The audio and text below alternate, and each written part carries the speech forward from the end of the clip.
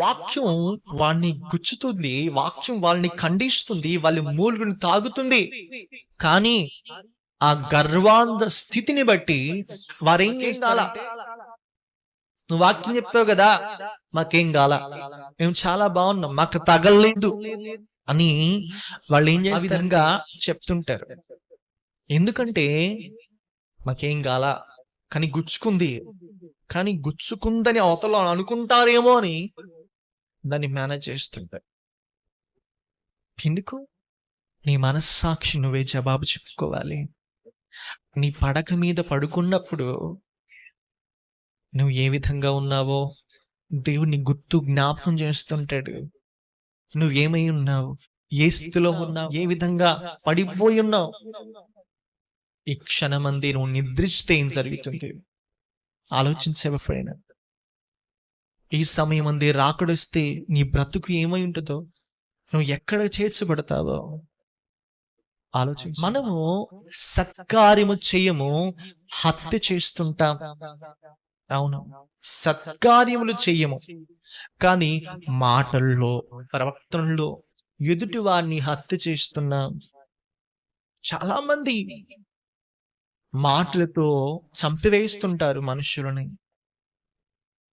చాలా సూటిగా మాట్లాడుతుంటారు, చాలా వ్యంగ్యంగా మాట్లాడుతుంటారు, చాలా అపవిత్రమైన పదజాలాలతో మాట్లాడుతుంటారు, దూషిస్తుంటారు, అవమానకరంగా మాట్లాడుతుంటారు. కానీ ఇవన్నీ కూడా ఎక్కడి నుంచి వచ్చాయి అంటే, మనము ఒక ధననీయంతో నింపబడి ఉన్నాం.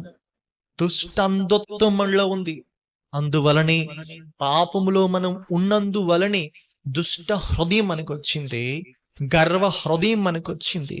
ఆ గర్వం వలన మనకు మత్సరత ఏర్పడింది. దాన్ని తుడుచుకోలేకపోతున్నా. నేను మంచిగానే ఉన్నాను. అపవాది మనస్సు అది.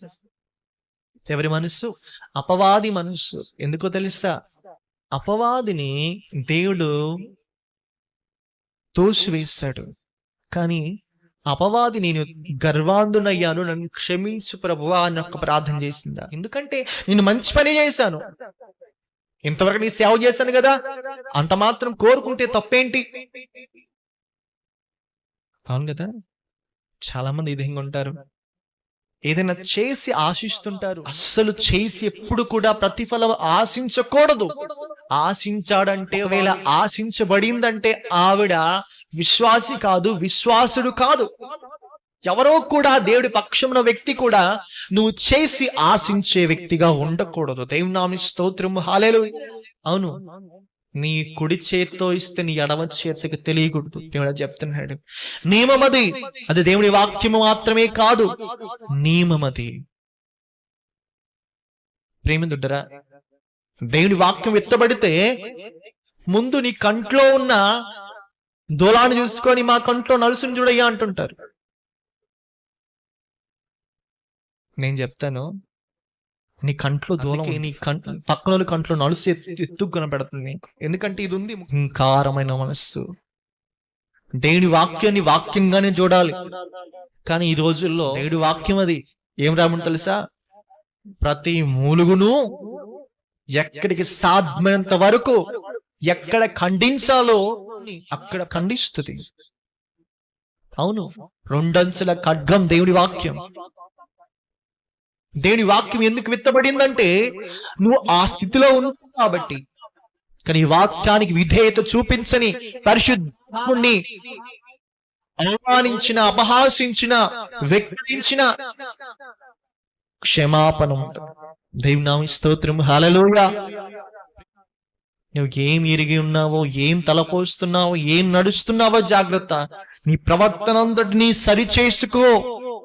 ఎందుకంటే సమయము అయిపోతుంది. వయస్సు సంవత్సరం గడిచిపోతుంటుంది.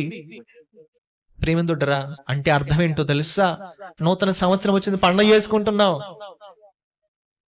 కానీ నీకు ఇయ్యబడిన సమయము అయిపోతుంది. మరి ఎన్ని దినాలు అయిపోయాయో నీకు తెలుసు. మరి ఇన్ని సంవత్సరాలు ఏం చేసావు నువ్వు? నీ ప్రవర్తన ఏ విధంగా ఉంది? దేవునికి ఇష్టంగా ఒక్క రోజైనా బ్రతికావా? ఒక్క రోజు వేళ్ల మీద లెక్క పెట్టుకో.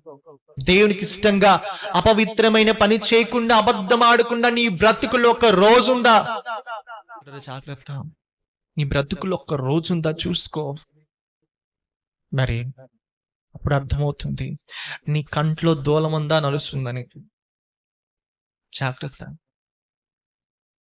వాక్యం విక్రించకూడదు. వాక్యాన్ని ఎప్పుడు కూడా విధేయత చూపించాలి. ఒకవేళ నువ్వు వాక్యానికి విధేయత చూపించకుండా మరి నడుస్తున్నావంటే అర్థం ఏంటంటే అపవిత్రతతో అంధకార బంధకాలను కట్టబడి ఉన్నావు. నీలో పరిశుద్ధాత్ముడు లేడు. అసలు నీకు రక్షణే లేదు. లోకం నీవు ఒకటేగా ఉన్నావు.